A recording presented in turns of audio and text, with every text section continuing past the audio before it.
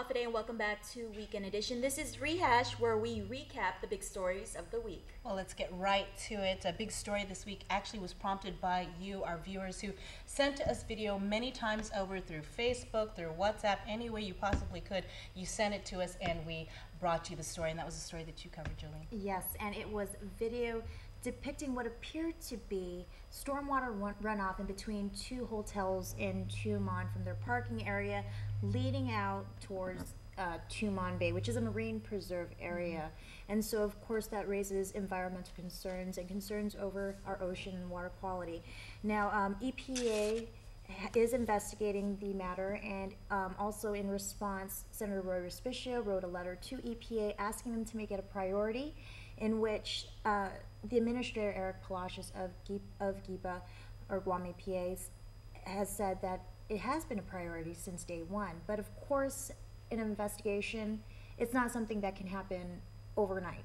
And so they have to make sure that it's error-free. They have to make sure that they allow for water samples, results to come back, and it's all part of this investigation. But he does ensure the public that once the investigation is over, they will release the information. Did he give a time frame when He says sometime next week. They're hoping to wrap up the investigation, but they are still currently looking into the whole video, and it was very hard to tell from the video whether the runoff was actually coming from the hose or if it was natural runoff. And so that's the question. That's what they have to figure out.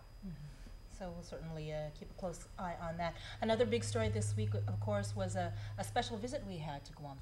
Yes, Secretary of the Interior, Sally Jewell, made her first official visit to Guam. She also told us that she had been here before because her brother was a pilot for then Air Mike, now United, and a niece and a nephew were born here, so she is familiar with the island. But yeah, she had a whirlwind trip. She announced the opening of a one-stop shop for FSM migrants to assist them in acclimating themselves to Guam, and the hope is that by doing so that there would be less of a burden on resources.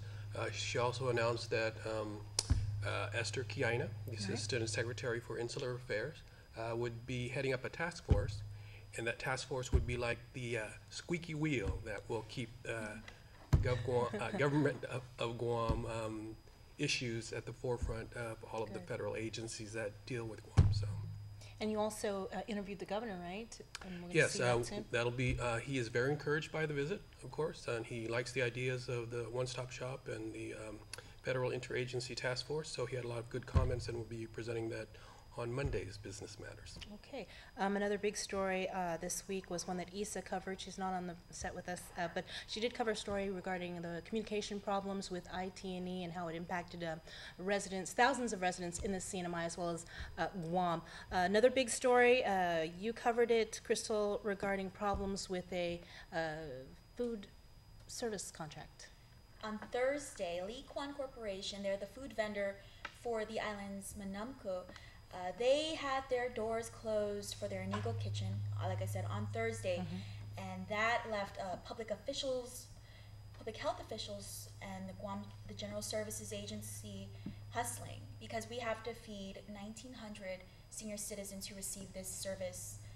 Homebound service specifically is a 7-day operation affecting 1,100 senior citizens, and on Friday afternoon, 100 of them, roughly 100 of them, went without lunch today, which is ironic though, because prisoners at the Department of Corrections actually got double fed last night as a result of KUAM Corporation's closure. There was plenty of miscommunication, and I guess the prison and General Services Agency didn't realize that the closure didn't affect the prison, because the KUAM prepares the meals for the prison at the prison.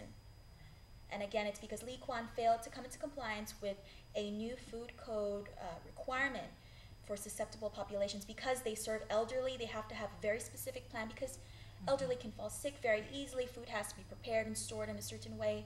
Again, they had their doors closed for their Anigua kitchen, which affected the Manamco but not the prison. And props to SH Enterprises, who also do business as California Mart. They had to fulfill a tall order today. That's 1,900 meals. Wow. They did their best, and island mayors and the senior centers props to you too. Only 100 of the 1,900 people who received that service were left unfed today. And hopefully they Friday, rather. fix all the kinks. Well, if you have any stories for us, remember you can always message us on Facebook or email us at reporters@kuam.com. More when Weekend Edition returns.